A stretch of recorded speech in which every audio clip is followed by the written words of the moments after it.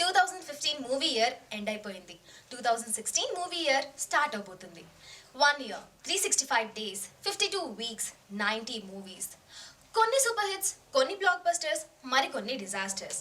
మరి ఇన్ని సినిమాల్లో ఏ సినిమా సూపర్ హిట్, ఏ సినిమా బ్లాక్ బస్టర్, ఏ సినిమా డిజాస్టర్, ఏ సినిమా క్రిటికల్లీ అక్లెయిమ్డ్ అనేది చెప్పడానికి నేను కాజల్ వచ్చేసాను ఓన్లీ ఆన్ iClickMovies.com. మరి 2015 టాప్ 5 డిజాస్టర్ మూవీస్ ఏంటో చూసేద్దాం. సురేందర్ రెడ్డి రవితేజ కాంబినేషన్లో వచ్చిన కిక్ మూవీ రవితేజ కెరీర్లోనే బిగ్గెస్ట్ హిట్గా నిలిచింది. మరి సేమ్ కాంబినేషన్లో కిక్ 2 వస్తుంటే అందరి ఎక్స్పెక్టేషన్స్ చాలా హైగా నిలిచాయి.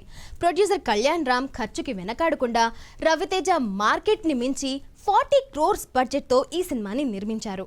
కానీ కలెక్షన్ పరంగా చిన్న స్థాయి సినిమా కలెక్ట్ చేసినంత కూడా కలెక్ట్ చేయనందుకు 2015 డిజాస్టర్స్లో 5th ప్లేస్లో నిలిచింది.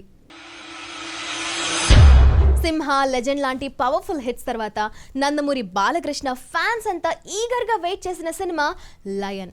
ఈ సినిమా ఆడియన్స్ని, ఫ్యాన్స్ని మాత్రమే కాదు, ఇటు ప్రొడ్యూసర్స్ని, డైరెక్టర్స్ని, హోల్ ఫిల్మ్ ఇండస్ట్రీని భారీగా డిసప్పాయింట్ చేసింది. ప్రెడిక్టబుల్ స్టోరీతో, గజిబిజి స్క్రీన్ ప్లేతో బోర్ కొట్టించేసిన ఈ సినిమాని బాలకృష్ణ హీరోయిజం కూడా కాపాడలేకపోయింది.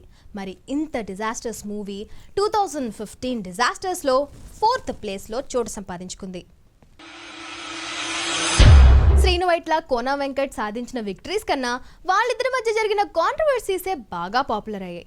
వీళ్ళిద్దరూ విడిపోయిన తర్వాత మన రామ్ చరణ్ తేజ్ వీళ్ళిద్దరిని కలిపి మన ముందుకొచ్చారు బ్రూస్ లీ సినిమాతో. మరి ఈ సినిమా బాగా డిసప్పాయింట్ చేసింది అటు ఫ్యాన్స్ని, ఇటు ఆడియన్స్ని కూడా. చిరంజీవి రీఎంట్రీ కూడా కాపాడలేకపోయింది ఈ సినిమాని. మరి ఇంత డిజాస్టర్స్ మూవీ 40 crores కలెక్ట్ చేసి 2015 డిజాస్టర్స్లో 3rd ప్లేస్ సంపాదించుకుంది.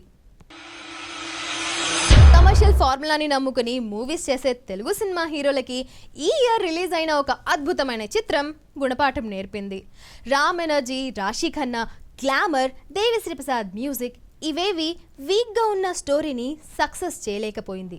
అదే శివం. ఈ మూవీ ఒక సరికొత్త రికార్డ్ని కూడా సృష్టించింది. రిలీజ్ అయిన అతి కొద్ది టైంలోనే టీవీలో కూడా టెలికాస్ట్ అయిపోయింది. రిలీజ్ అయిన ఫస్ట్ డే థియేటర్స్ అన్నీ ఖాళీ చేసేసిన క్రెడిట్ మన శివం మూవీకే దక్కుతుంది. సో 2015 డిజాస్టర్స్ మూవీలో ఈ సినిమా చేరుకుంది టాప్ 2 పొజిషన్లో. అఖిలిని ఫ్యామిలీ నుంచి 3rd జనరేషన్ హీరో అఖిల్ని లాంచ్ చేయడానికి నాగార్జున చాలా కష్టపడి, చాలా రీసెర్చ్ చేసి ఫైనల్గా వివి వినాయక్ చేతిలో ఆ బాధ్యతని పెట్టారు. ప్రొడక్షన్ బాధ్యతలన్నీ మన యంగ్ హీరో నితిన్ తీసుకున్నాడు. నాగార్జున, నితిన్, వివి వినాయక్ వీళ్ళు ముగ్గురు చాలా కష్టపడి అఖిల్ని లాంచ్ చేశారు. కానీ ఫలితం మాత్రం చాలా నిరాశపరిచింది. భారీ బడ్జెట్తో రొటీన్ స్టోరీని చీప్ గ్రాఫిక్స్తో తెరకెక్కించారు అఖిల్ సినిమాని. ఈ సినిమా ప్రొడ్యూసర్కి, డైరెక్టర్కి, బయ్యర్లకి మధ్య గొడవలను కూడా పెట్టించింది.